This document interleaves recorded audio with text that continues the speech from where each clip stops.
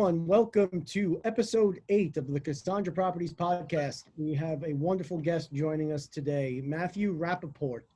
He is one of the smartest guys I know, quite honestly, and I don't say that, loosely. He's someone that I had met a couple of years ago, blew me away with his background and knowledge on opportunity zones, which is going to be the value for today. We always try and deliver value here on the podcast. And today we're going to take a really deep dive into opportunity zones. Matthew has been an unbelievably steady influence in some of the decision-making we're doing here. We're trying to get geared up now to do a lot more work in the opportunity zones and in the opportunity funds. So with that, let's welcome today's guest, Matthew Rappaport from Falcon, Rappaport, and Berkman, PLLC. Matthew, how are we doing? Thanks a lot, James. I'll tell you, as soon as I saw that you gentlemen were doing a podcast, the first thing I had to say was, I got to get on this thing. I got to make myself an appearance. So I'm very honored that you asked me. Well, we're honored for you to join. Our conversations have always been very productive, very informative, and we're taking a lot of our cues from you out here, trying to get folks informed first in the opportunity zone, opportunities, for lack of a better term, and what they have to offer. So let's just real quick, Matthew, give a quick introduction to the audience. Let's tell us a little bit of background. Where are you from? What's made Matthew the guru that he is today? A little bit about your firm, and then we'll jump right into the OZs. Very, very glad you used that terminology, by the way. So I don't have to use it to refer to myself. I jumped on the OZ program almost the minute it was released. The OZ program was a sleeper inside of the Tax Cuts and Jobs Act. There were major headlines about what the TCJA had in it, what its impact was going to be on taxpayers, and the opportunity zones, until it became clear that the governors of each of the states would be designating areas that were really hot for development as opportunity zones. A lot of people thought it would be just another niche program. There had been programs like it tried by previous administrations with a mixed bag of success. New Markets Tax Credit, for instance, spurred some investment, wasn't really a nationwide phenomenon, a little more of a niche type of thing. Low-income housing credits, they work, but they're a pain, mostly done by larger investors and larger institutions. A little bit of success, but not really what the government was looking for in terms of a revolution. I think in the Opportunity Zone program, what the government was going for was something sweeping, something that was a big splash. And as momentum built in the wake of the Tax Cuts and Jobs Act, I said to myself, look, this is an opportunity. I start from scratch like everybody else. I have a decade in practice, and there were folks who were in the tax bar who had more decades than me. And what I saw in the OZ program was the opportunity to get right out on top of it, study something from scratch, and become an expert. And I threw myself into it. And I took every chance I could to speak about it, to become involved when it came to the government's efforts to try and shape the program. That included the IRS's regulations and other similar efforts. And I said, I will do what it takes to become somebody who really knows this program down to the last detail. And I would say, based on the judgment of some of the clients and some of the other people that I'm in contact with in the business world, it's been a success, which is very rewarding. So that's the short story about how I got to where I am in terms of OZ knowledge. Well, without question, we've spoken to our share of folks that operate in the space, and by far and away, you have been the most productive insofar as the conveyance of the information, but the depth of detail, and there's so much nuance. I mean, every nook and cranny, because we've looked at this from a few different ways, doing a raise, rolling forward our own gains, others' gains, hybrids there of both. And you've had answers, I have to say, at every turn here. I think we originally met and what had first kind of rang the bell in my head. You had done a presentation for SIEDC on this, isn't that correct? Yes, but I think we had even met beforehand. Yeah, Yes. we may have met earlier, but regardless, I think that was the first significant interaction we had about the value that I could bring to you on OZs. Yeah. So let's take it from the top. We wanted to really slow it down if we could for the audience, get them interested in and informed really in all of the detail. And I know that we obviously we can't do that in every nuance, but let's take a few scenarios and let's explain to people in plain language, what are the opportunities out there today? How do you qualify? How do you find out if a property is in an OZ? Let's go like back to the very, very basics. How do we find out if it qualifies? Where can we find the OZ maps? And then what steps do you have to take to make an investment? What investments qualify? And then we can even talk about the business opportunities for the OZs as well. So if folks are interested in doing this, where do they find out if a piece of property qualifies?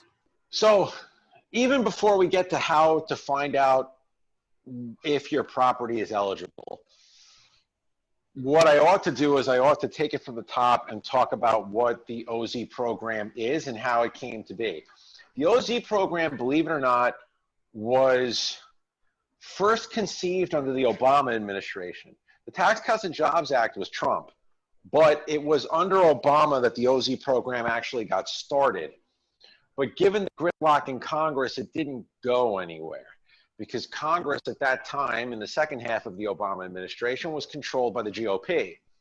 So an Obama administration lawyer, for lack of a better description, by the name of Steve Glickman, conceived of the OZ program as a way to accomplish goals from both sides of the political aisle.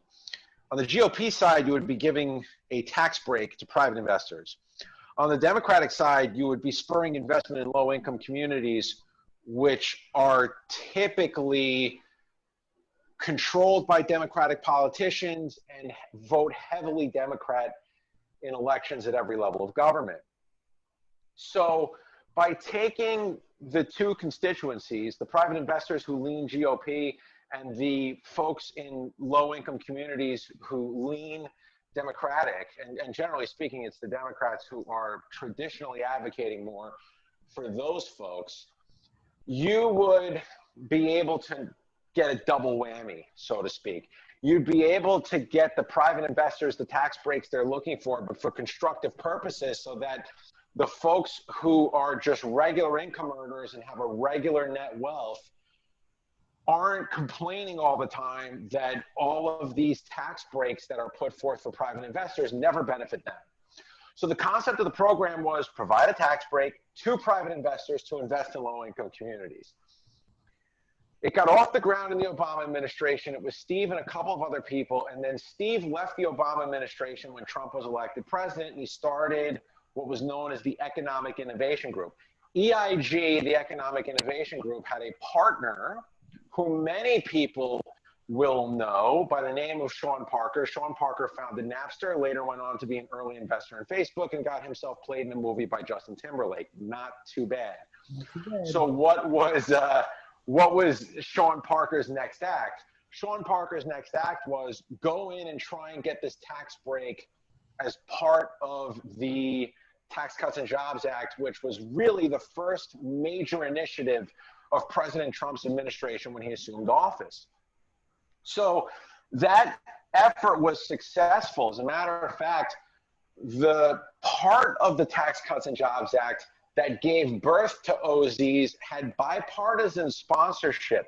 It was Senator Tim Scott from South Carolina, who is notable as the only black senator. At that time, he was joined by a couple of other black Republicans in Congress, but I believe as of today, Tim Scott is the only black Republican member of either the Senate or the House.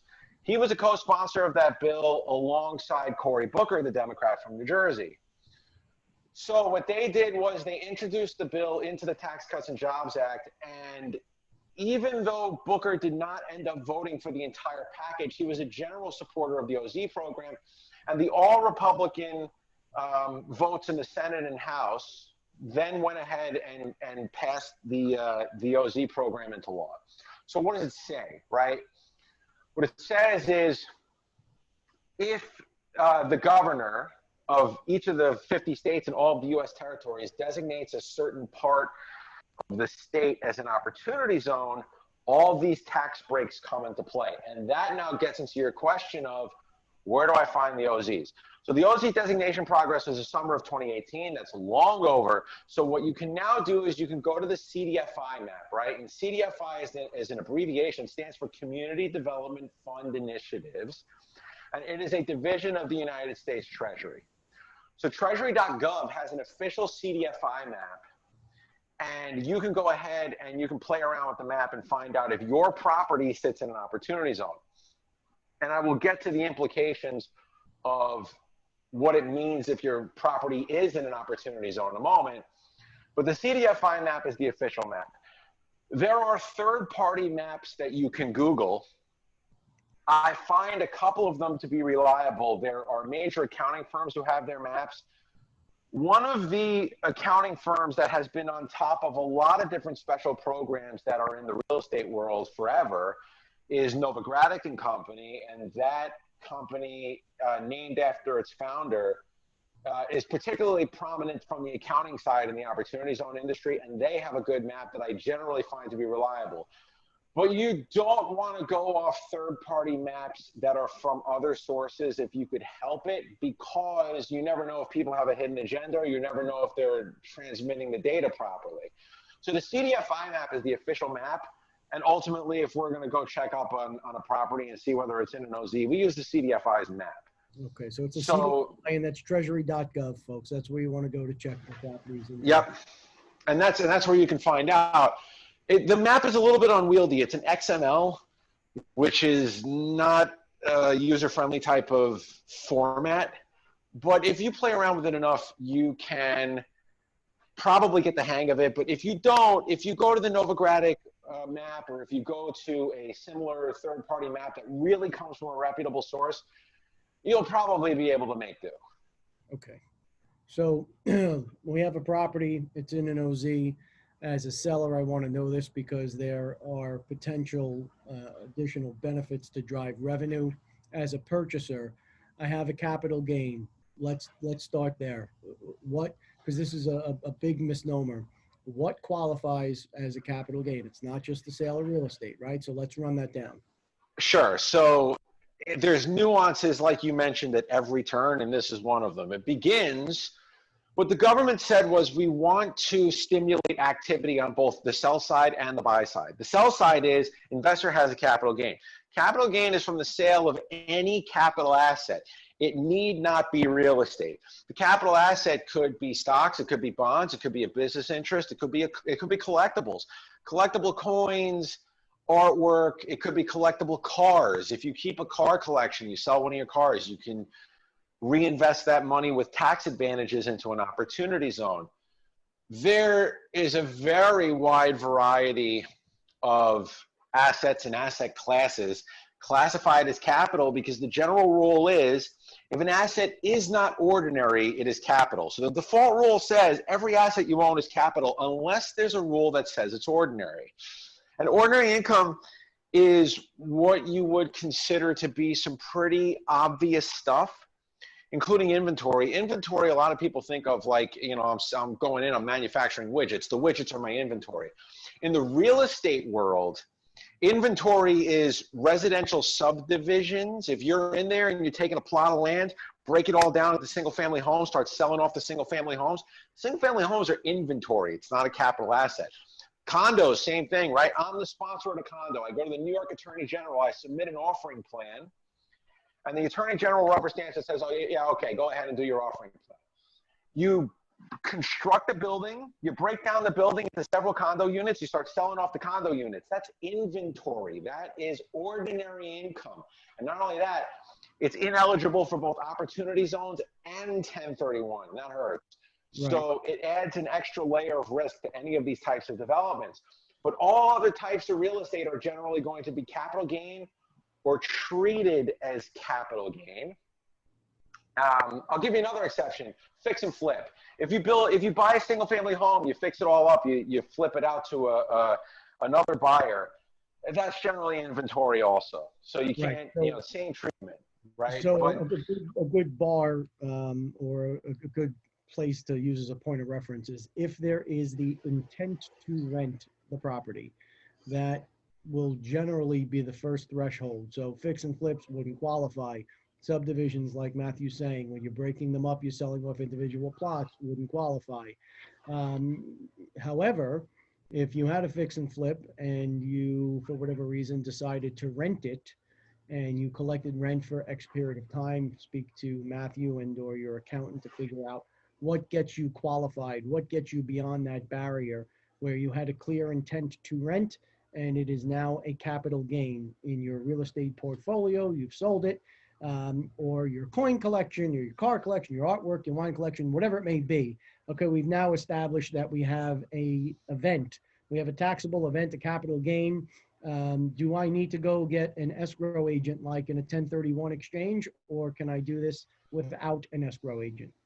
no, your money's fungible. Good time for a disclaimer, by the way. The appearance itself does not give rise to any attorney-client relationship. I'm not giving out legal advice or tax advice today. Everything's general information, and don't sue me. So with that out of the way, yes, your money is fungible. You don't need to use a qualified intermediary like in a 1031. The interesting part as well is that in the 1031, you have to exchange your entire gross sales price. So in a 1031 exchange, if you sell for $1 million, no matter what your tax basis is, you have to exchange for $1 million property in order to get full tax deferral. Otherwise, if you buy any amount of property less than $1 million, you're taxed from $1. On the other hand, for an OZ, you can take your tax basis back off the table tax-free and then only exchange or reinvest the portion of your sales price that represents the capital gain itself. That's a big advantage, especially if you're in a property like publicly traded stock or bonds where basis doesn't change because you don't depreciate it. So that's a big thing right there. So I have my $1 million gain and I want to pull out, $200,000 for the kids' education. I pay my taxes to the government. I keep that balance of the money to pay for the kids' education. I have $800,000 remaining that would otherwise be a taxable event. I can bifurcate that and I can take that $800,000 out and only roll that portion of the gain into this opportunity zone, correct? Yeah, that's correct. As long as you're assuming that you have a $200,000 basis in the asset itself, and that's correct. You take your 200 grand, you pay for your kids to go to college. You take your 800 grand, you roll it into a different investment.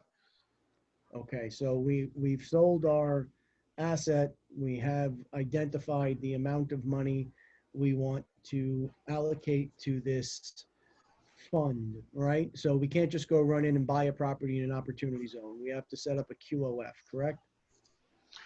Right. So the first step in investing in an opportunity zone is setting up a QOF or a qualified opportunity fund. That sounds like such a chore, but it really isn't. Setting up a qualified opportunity fund is pretty simple. It's any entity that is taxed as a corporation or a partnership, pretty easy to achieve. And then you file a 2-page election with the Internal Revenue Service to be taxed as a qualified opportunity fund. And that's it. Now, does the asset that I'm selling, does it have to be in the QOF prior to the sale? Or can I close the property and then put whatever money I want to shelter into the new QOF? Yeah, so let's clarify that a little bit. The asset that you sell in order to give rise to the capital gain can be located anywhere, or it can be an intangible like stocks. Mm-hmm. You can sell an asset that's anywhere across the country or across the world if it gives rise to United States-based capital gain, right? International investors are eligible for this, but they must have United States-based capital gain. And then once you've secured that capital gain event, when you reinvest the money, you can reinvest the money into an opportunity fund, and the opportunity fund, right, through a subsidiary, which I'll talk about, can close on a property that you didn't previously own, or it can do work on a property that you did own inside of the opportunity zone. Although the friendliest way under the statute to get all this done is to buy a property from somebody unrelated, right? You can't buy a property from someone related to you.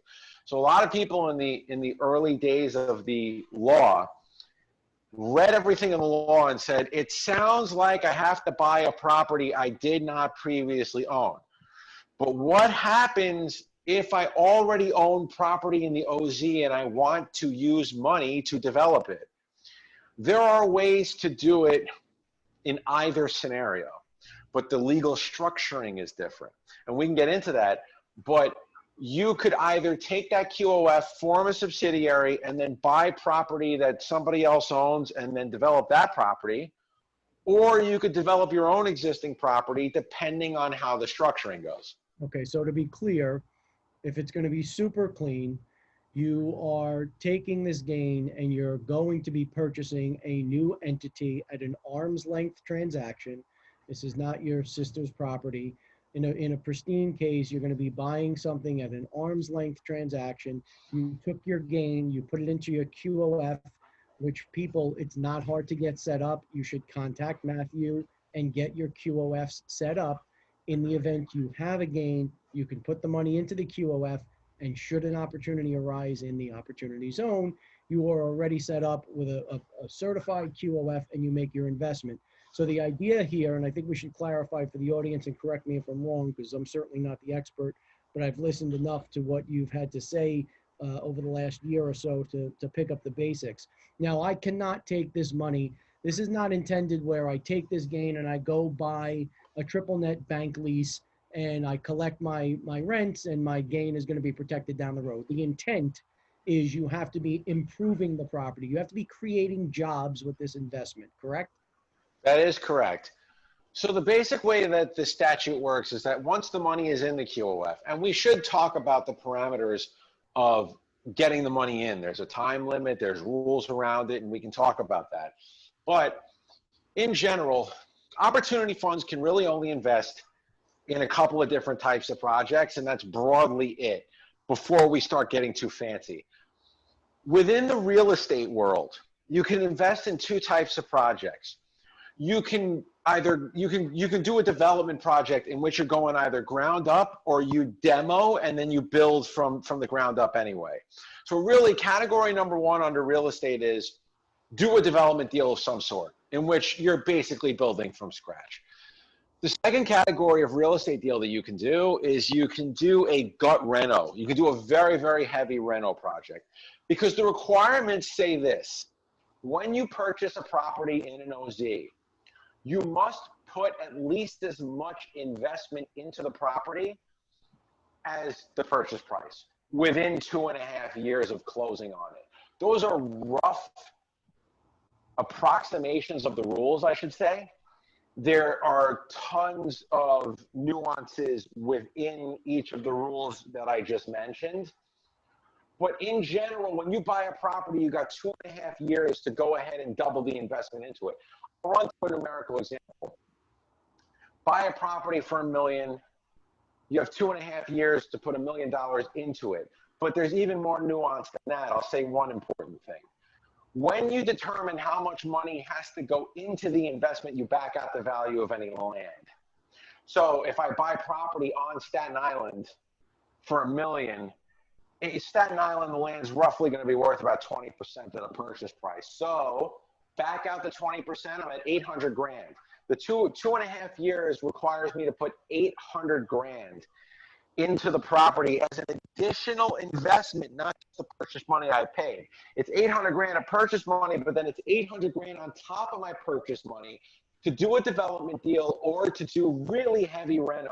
You can see here that your light rehab, your basic reno you might do in a multifamily deal. If you're getting into Class C, Class B multifamily, you may get in there and you may do some light reno that represents about 10 to 15% of the total purchase price. That deal doesn't work in OZ. It's OZ is all about getting in there and spurring these construction jobs, really, as you mentioned when you posed the question, and building stuff in a heavy job That's what the OZ rules are really going to require of you. If you're going to go send a triple net lease out to Bank XYZ or to Wendy's or Subway or CVS Pharmacy, it's not going to meet the compliance rules, and all your tax benefits are going to be blown. So let me just, again, for a point of clarification. Now, you can buy a piece of property, folks, and you can build the Wendy's or the bank and then lease it to them and be protected. You just cannot buy the property, not do the work. So again, a safe parameter is dollar for dollar. So if you're buying a piece of property for $1 million and you're building $1 million building and then you're going to go out and triple net lease it, that's okay. But you have to be building the asset. So it's dollar for dollar, whatever the purchase price is, into the improvement. Matthew, what about soft costs? What about architects, engineers? Very expensive. I'll get into soft costs in a moment, but I do want to put out a point of clarification for you. Even if you do a development of a brand new building for Bank XYZ, a triple net lease is still not okay, and I will tell you why. Really? Because, yes, and I'll tell you why. Because when you do an OZ project, you must be running a trade or business for tax purposes. Triple net lease is an investment. It is a quote unquote mere investment for tax purposes. And therefore, you cannot triple net lease to a bank or a fast food restaurant or a pharmacy. Instead, you have to have a lease in which the landlord is responsible at minimum for the payment, not necessarily the funding, but the payment of property taxes, insurance, structural repairs, general maintenance such as the lawn mowing, the snow removal, and the like. And it's got to be the landlord who's ultimately the actor on this. The tenant can reimburse the landlord for making these payments, but at minimum, the landlord's got to be responsible for the day-to-day maintenance on the property. It doesn't take much, but in a triple net lease, it really is not going to work, because if the landlord has a zero responsibility for day-to-day maintenance of the property, it will not be considered a trade or business for tax purposes, and therefore it will not meet the OZ rules. That is a little known fact. So thank you for that clarification. So I can build the building, I can lease it to a bank. It has to be a gross lease. I have to be responsible for the payments, the maintenance, the snow removal, the taxes, so on and so forth. I certainly. But you don't have to be financially responsible. You just have to act on those things. So if you go out and you secure somebody to come in and remove the snow, but you bill the tenant for it, that's okay. Got it. As long as you were the one who went ahead and secured the snow removal services, similar to insurance. You can go out, you can secure the insurance yourself, and you can make the tenant pay for it, right? So in that respect, a single net lease is fine, whereby, okay, I'm acting on behalf of the tenant, really at the end of the day, but I'm making the tenant pay for everything. That's fine as long as you're the one doing it, really. You know, you're out there and saying, okay, fine, I'm going to go ahead and I'm going to gross up my rent to make sure that I can cover these expenses. But I'm the one who's actually going out there and doing all of these things. That's fine. It's really about action. It's not about dollars and cents. Because similarly speaking, if you had an arrangement where the landlord would be financially responsible, but the tenant would go out and choose all of these things, the landlord merely paying those expenses still isn't even enough.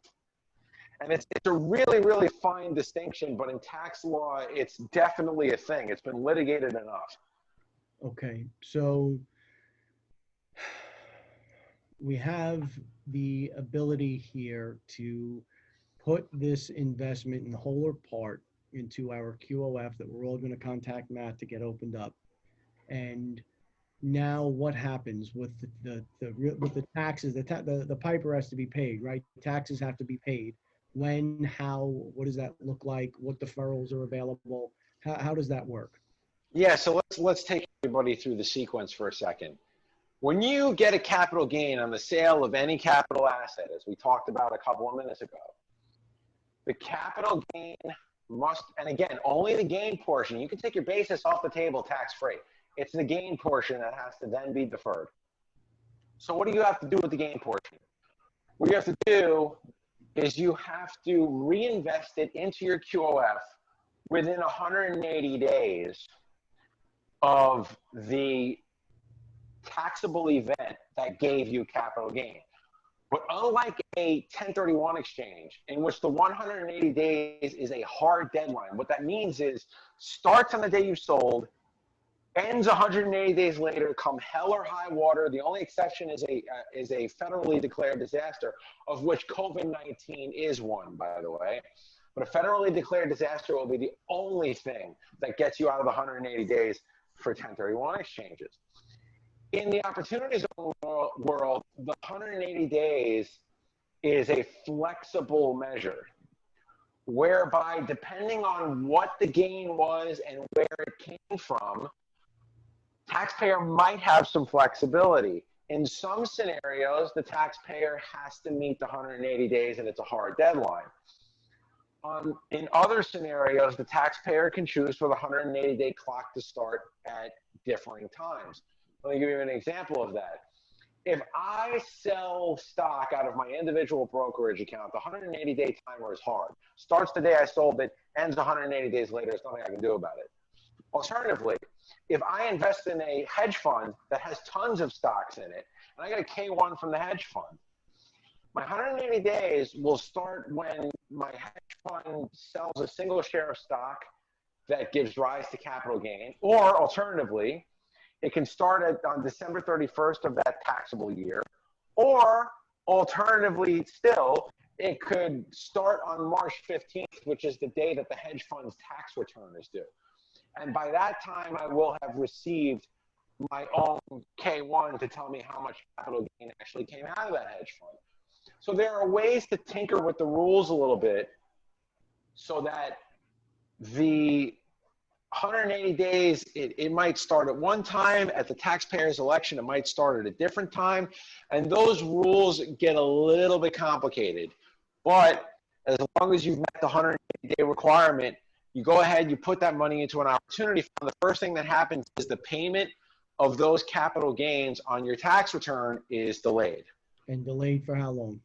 Right. So how long is it delayed? It's delayed until the earlier of the day that you dispose of the QOF equity.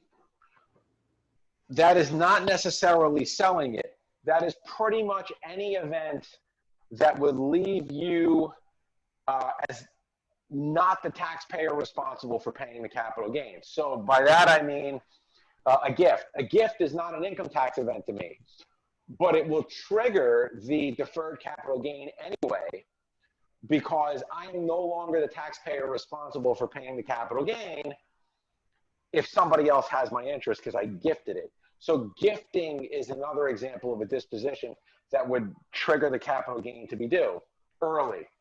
But the latest that you could possibly delay it is on your 2026 income tax return.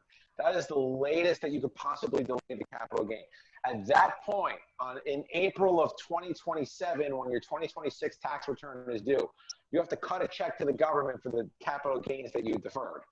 Okay, so I just want to pause here for a minute so that everyone understands how radically different this is from any other program we've had before, and how unbelievably beneficial it is to be able to hold on to your capital during that period of time. So unlike a 1031, and 1031s have an awful lot of merit to them, but as an alternative, when you're selling the asset and you have your gain, your basis can come out. That's a difference. You can take your basis out, put it in your pocket.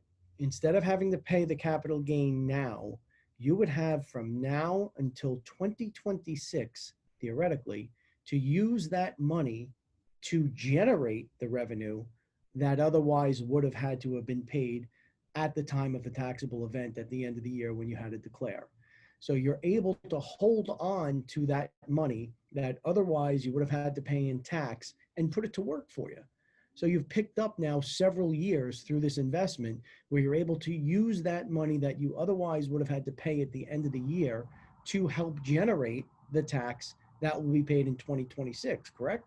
It's correct. And the usage of capital aspect of this and the idea that you get the time value of money is unquestionably a benefit, because if you make the deferral in 2020, you've got a 6-year window to go out there and start getting investment returns on what is basically a tax-free or interest-free loan from the government. And that's big. But at the same time, it doesn't necessarily move the needle for everybody, right? That's benefit number one. Benefit number two is similar. It's a nice thing to have. I don't know if it necessarily moves the needle. Benefit number two says if you invest by the end of 2021, you get a 10% discount off the capital gains once they are due. There was a window prior to the end of 2019 to get an extra 5%. That window has since passed. But if you invest by the end of 2021, you still get a 10% discount off those capital gains in the event that you hold all the way to the end of 2026. And that's a nice thing to have. Right? So if I make this investment, Matthew, again, to be clear, the 19 window closed. If I make this investment in my QOF and we place the money by the end of 2021, I get the benefit of an additional 10% reduction on what my tax gain would have been if I paid it today, correct? That is correct, right? So if you had a bill that would have been, $300,000 to the IRS in New York State and New York City, then if you invest by the end of 2021 and you hold all the way through the end of 2026, then instead of 300 grand, you're cutting a check for 270. Wow. Which is nice. Again, these first two benefits are nice. They're good. They're certainly better than nothing. But it is the third benefit that drives all the investment in this program. And that says, once your deferred capital gain amount has been taxed and paid, when you hit a 10-year holding period for your QOF investment, all of the profit on your investment is tax-free. That is where the 800-pound gorilla is. That's why everybody loves this program and is so interested in it, is because it is the only it's the only place in the tax code that is widely applicable that allows you to invest with tax-free profit. And it is the only place where the tax-free profit has no limit. There's no numerical limit on this. So even though this is a podcast about real estate, you can also think about the idea that opportunity funds are allowed to invest in operating businesses as well, which is really what we didn't get to, and it's a side topic when it comes to this particular program. But if you're in a QOF and you invest in the next Google and it blows up and it IPOs, you can invest without any limits on the tax-free profit. In tech companies, there's a little-known section of the code, Section 1202, that allows you to invest and get a lot of money tax-free on your exit strategy, but not unlimited. There's a cap on it. In the OZ program, there is no cap. No matter how much you profit from this, if you meet all the rules, the profit can be tax-free. So you can imagine if you're out there modeling what the return would look like if you took really federal, state, and local taxes out of it. The only prominent exceptions to that being California and Massachusetts. They're two of the four states, and I honestly forget the other two. There are two of the four states at the local level that do not recognize the program. So federal taxes would be exempt in that scenario, but in California, you'd still have to pay their massive state and local taxes. All right, so we have to spend a little bit more time on this. Let's deal with the real estate holding first, then let's get back into the business holding, because that is very relevant. In a lot of our clients own their own businesses, they invest in other businesses, so I do want to cover both. So we've identified, we've got our QOF, we're making the investment, we're improving the property, 2026 comes along, we pay our portion of the taxes, we got it done prior to 2021, we enjoyed our 10% discount. Now, at what point does the gain become tax-free? No matter when you invest it, it becomes tax-free when you've held it for 10 years. But the thing is, of course, you have to invest by the end of 2026 to be eligible for the program in the first place. But as long as you're in, hit yourself a 10-year holding period, and then once you're there, every ounce of profit's tax-free. You've already paid your deferred capital gain no matter what. You can't get out of that. That's a big notable part of this program that all the listeners should understand. The amount of capital gain that you deferred will always be taxable. There's nothing you can do. I should actually put a caveat on that. What you can do is you can time your losses, or you can carry forward your operating losses. You could sell assets. You could loss harvest. There's things you can do in the taxable year 2026 to try and wipe out your tax bill. Yeah. But generally speaking, under the OZ statute, unless you've got a corresponding loss in the year 2026, there's really nothing you can do to get rid of the capital gain. It's still going to get recognized. It's just a question of whether it's going to get offset.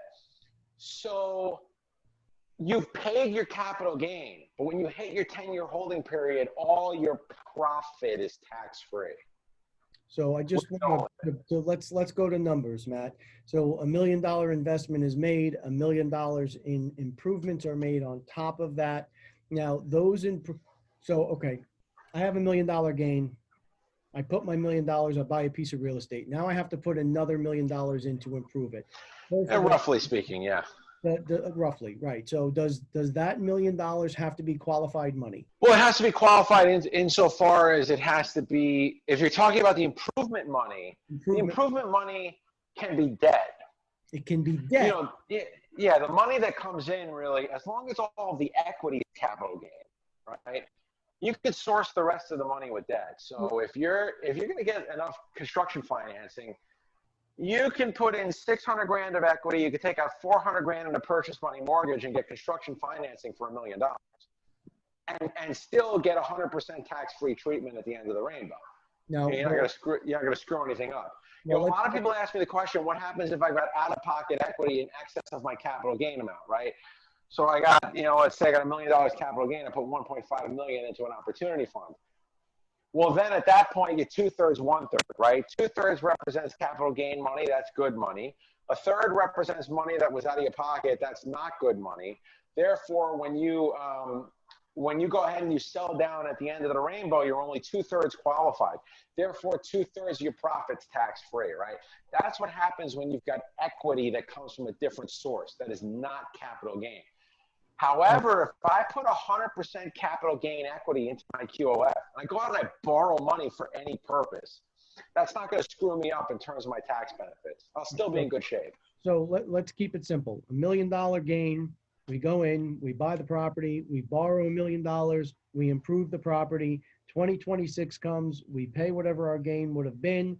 Now we get to 2030 or 2031, and we want to sell the asset. The asset is now worth $15 million. What's my exposure? Well, the exposure is you're of course, you've paid your capital gain. You've paid your capital gain already, because by the time you hit your 10-year holding period, that's already over and done with. And by that point, just recap for me for a second to make sure I heard you right. Give me your delta there. Give me your profit number at that point, right? So you've got, you got what? You got $1 million of equity in. It's 2031. You're at a $15 million investment now, correct? Correct. So if you've got debt on it, right, you still have debt on it, you got to go and you got to pay back the bank. Under normal circumstances, what you might get, depending on whether you took depreciation deductions, if you did a cash out refinance, which we can talk about, you might have to pay taxes on the money you pay back to the bank. This is what we call phantom gain or negative capital, right? Even on phantom gain or negative capital, all of your tax is wiped out. So you go out, you have a $15 million sales price. Doesn't matter how much money goes in your pocket or goes back to the bank. Your tax bill on that, if you're in New York City at the moment, federal, state, and local, your tax bill on that is zero. It's nothing. All right. So everybody understands this here. Now, we don't have to roll that forward and exchange like we would in a 1031. We made our 10 years. That's our money, correct? That's your money. Put it in your pocket. Okay, so folks, there are many, many, many, many, many, many, many properties that are in opportunity zones on Staten Island. If you have a gain, any capital gain, again, artwork, your wine collection, cars, real estate, whatever it may be, you don't have to have an escrow agent. You contact Matt, you get your QOF set up. You now purchase a property in a QOF. You go get debt to equal dollar for dollar what you use to purchase this property. You hold on to your money until 2026, at which time you pay your capital gain on the initial transaction, and you hold it for 10 years and sell it. You are tax free. That is absolutely unbelievable. This is a tool that needs to be used way beyond what it's being used for here in Staten Island. There are many, many, many demographics that are poised for an absolute explosion on Staten Island, where if you properly place this money, you don't have to continue to roll it forward. So, wow. Okay.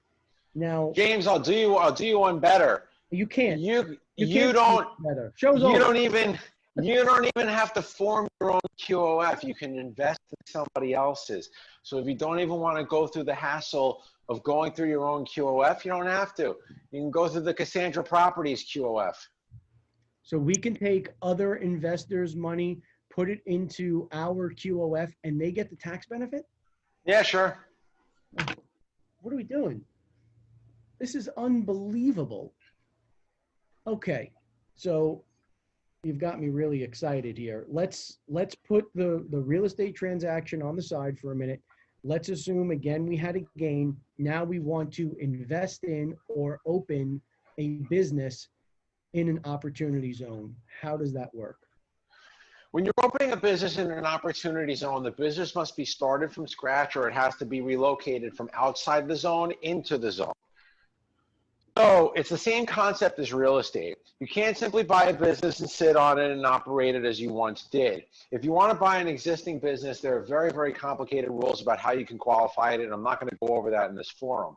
Rather, the simple way to put it is, if you're going to start a business and get credit for that business the same way, the same tax benefits we just talked about, the business has to be started new within the OZ or taken from outside the OZ and relocated into it.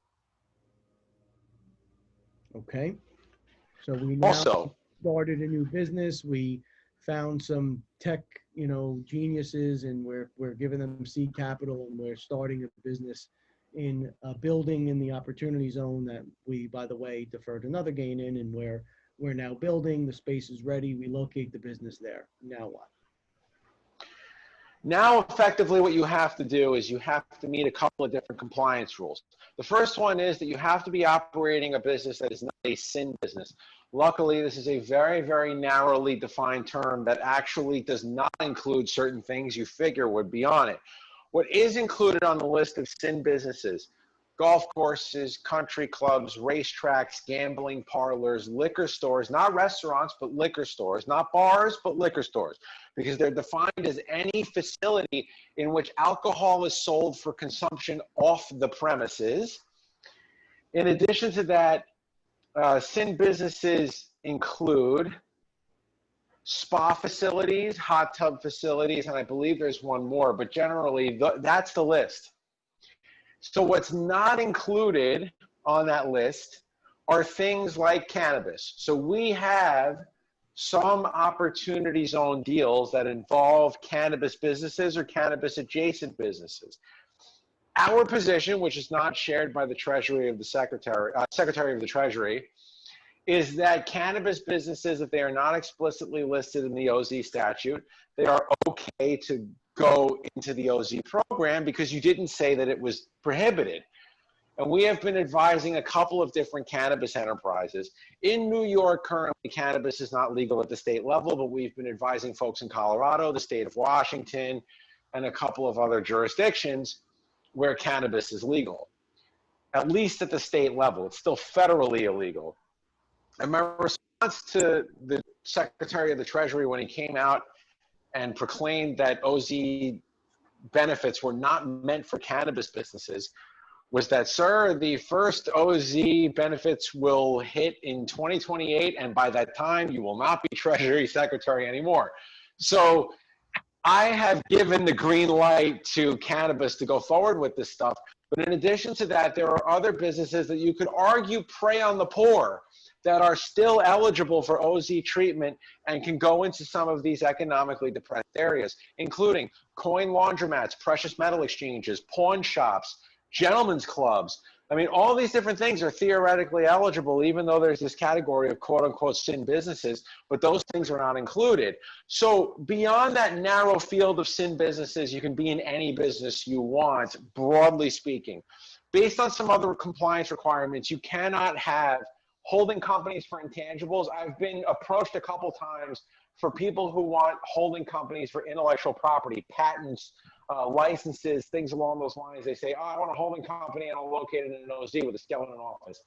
I don't believe the IRS is going to let you get away with that. Investment style businesses, if you have a hedge fund, some private equity could be structured the right way, but hedge funds, financial advisory businesses, they're generally not well suited. But other than that, I mean, you can put basically any business in there that you want. And you have to make sure that you meet a couple of safe harbors. The first safe harbor is that your general headquarters is located there. You really can't have physical locations outside of an OZ unless they are small satellite offices. Broadly, you have to include the entire business and its headquarters inside of the OZ. Furthermore, you have to have all of its property inside of the OZ. There are exceptions for businesses where they take the property on the road, construction equipment, car rentals and other sorts of equipment rentals, things like that. There's exceptions in there for that stuff to help them qualify. But broadly speaking, your headquarters and your property have to be located inside of the zone, and you have to make sure that you're deriving income from inside of the zone. That does not exclude internet-based businesses. If you're an internet retailer or you're generally a tech business, you're still going to be in okay shape. But you got to make sure that you're meeting these several compliance requirements in order to run the business in the zone. But it's really not terribly hard to do. And once you go ahead and you meet those requirements, same tax benefits are going to apply. The 3 tax benefits we talked about earlier: deferral of capital gain, a haircut if you invest prior to the end of 2021, and a 10-year tax-free exit. And for businesses, here's what I tell people. Real estate is a very attractive investment class. The majority, by a pretty good margin, of the OZ projects that I've been advising on have been real estate projects. But the thing is that operating businesses tend to 100x, and real estate tends not to 100x. And when you 100x on something tax-free, that's a really, really nice benefit. So your income annually, of course, you have to pay income tax on. When you go to sell the business itself down the road, we hit on the next Facebook, the next Twitter. We have it in the OZ. We're operating 10 years down the line. We sell the business for, $800 million. That would be a tax-free event. That's correct. And to hammer it home, I think 2 things. One, you put forth the answer to a common question, which is my operating income also tax-free? The answer is no. As the business produces income or the real estate produces rental income or whatever it is, all of that is taxed as normal. So I'm glad you got that out of the way.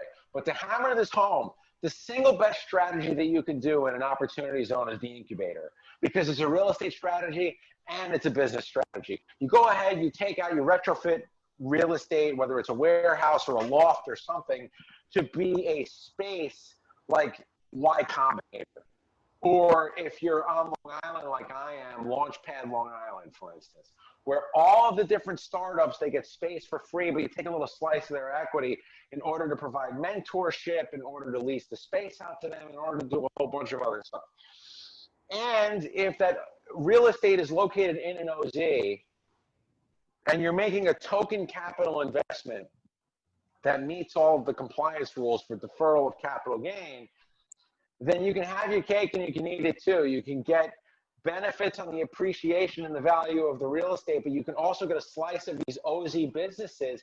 And your incubator is more popular than the others because you can offer this tax break to the businesses that operate in them. And there's been a couple of people I've seen hatch the idea, but I haven't seen anybody really execute on it thus far. But the biggest home run in the OZ program is the incubator idea, because you get the best of both worlds. You get to take on the real estate, you get to buy the real estate, fix it up, you get to retrofit it for all these startups to come into it. But in addition to that, you also get to shoot the moon, and you get to take a slice of these businesses that might become the next Google. All right, so you have now met the first one that's going to take a shot at this, and I could tell you, folks, keep an eye out for the Casandra Properties QOF because it's coming. Petey's over in the corner in the ones and twos. He's even smiling. Pete never smiles. So this is something that we're absolutely. That's big. You That's know, big. it is big. If you know Pete, he doesn't smile much. We don't let him out often, but he's over there with a big old smile on his face. He sees the birdies flying around in my head. He knows what he has to do. So we're going to absolutely get this rolling. This is unbelievably exciting. It's out there and it's not getting the traction that it should, which is why I wanted to have you join us today. Before I let you go, I just wanted to ask, what's happening now with the state legislature? That it's being challenged, or what are the possible bombshells here, if any, with what's being proposed now? Yeah, there's a bill that has been introduced at the New York State level to follow the lead of California and Massachusetts in prohibiting the recognition of opportunity zone tax benefits for New York State purposes. So if that bill had passed, if you did a New York State opportunity zone investment at the end of the rainbow, you'd still have to pay state capital gain taxes, which usually don't get a preferential rate. State capital gains, the tax is the same as ordinary rates. There's no difference. So in the exit of an OZ investment in New York State, if the bill passes, you'd have to pay state taxes, but not federal. That would probably also apply to the city, for the record, as well. So there's a 3.8% top rate in the city, and you have to pay the city. All right, so give us the math there, just the percentage. Yeah, the math is the 3.8% top rate at the city, the 8.8% top rate, or almost 8.9% top rate at the New York State level. If you got a New York City OZ investment, you're looking at about 13%, which is a decent chunk on the way out. And if that bill passes, it's going to dampen the environment a little bit. You know, my speculation is I don't know how well equipped New York is to pass any further revenue raiser that's going to depress economic activity. If you notice, in the wake of 9/11 and in the wake of the financial crisis, New York City's renaissance was led by opening the floodgates to the real estate industry. Yep. And I think everybody in the legislature, even the types that are ultra progressive, understand deep down that they can't take any further measures to try and extract money from real estate investments and discourage investment. Those measures are already in place to some extent because there were changes to the real estate transfer tax rules at the city level. There have been changes that have been proposed, some of which have been passed, some of which haven't. Things like the pied-à-terre tax, all sorts of other ideas, the rent controls, for instance, and the improvements as to whether you can break rent control and how quickly changing the return on investment models for private equity and rent-controlled and rent-stabilized housing. There have been some big hits to investment real estate at the city and the state level over the last couple of years as the market has heated up so much. And right now, I think in a period where values are falling, sales are slowing down, and investment is decreasing, it's a little tough to pile on and say, well, on top of that, we're also going to do another thing that discourages capital coming from outside New York into New York in order to build up the real estate industry that helped rescue this city after some of the hardest times it's seen. That strikes me as a little bit difficult. But you never know. It's not out of the question. And to low-income demographics where these OZs have been identified, it would be absolutely, utterly criminal at this point to levy any other impediments to investment here. The city is in need of a shot in the arm big time. And this is the type of stuff that if it catches fire, it can provide exactly what we're looking for. Well, that's the logic, but you wonder if that's what goes through the city legislature, the state legislature. You wonder if that's what goes through their heads. You look at what happened with Amazon, for instance, and what the reaction was around Amazon. And Amazon had something on the order of 75% popular support, and yet it still saw some backlash from some vocal folks in progressive circles. So it's going to be an interesting environment for sure. The pandemic has brought about an unprecedented set of circumstances, and nobody really knows what's next. Yep. Nobody knows. But that bill could be something.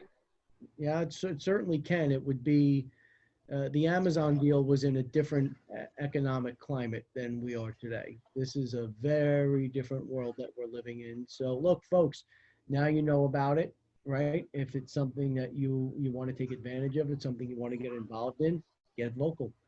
Get in touch with your local elected officials and let them know where you stand on the issue.